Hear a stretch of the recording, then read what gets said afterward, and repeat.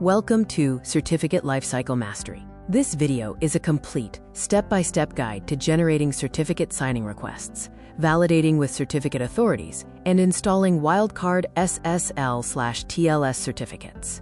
SSL/TLS is the core of web security. It provides crucial encryption for data in transit and authentication to verify server identity.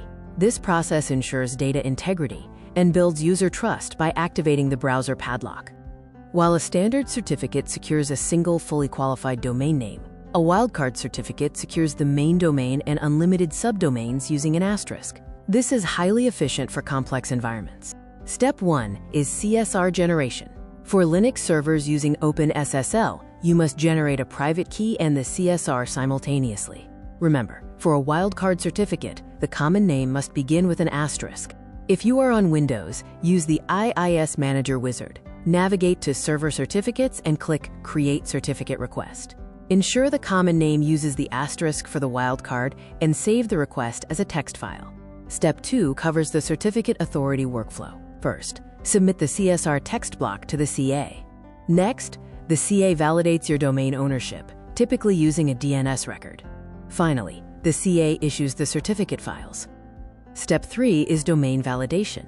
The CA needs to verify control of the domain. For wildcards, the DNS record method, where you add a specific TXT record, is often recommended. Email validation and file upload are also options. Step 4 is understanding the files. The private key stays on your server and should never be shared. The server cert is your public certificate. The CA bundle contains intermediate certificates for browser trust.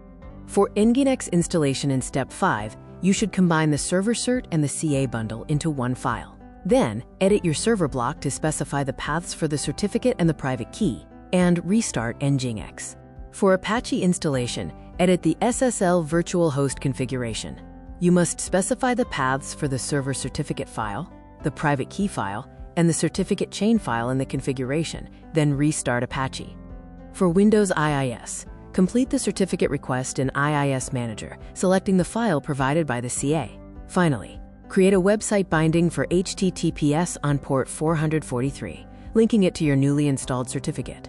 In the final step, test your installation by checking the browser padlock. For a deep analysis, use tools like Qualys SSL Labs. Remember that certificates expire, so plan for timely renewal, either manually or via automated tools.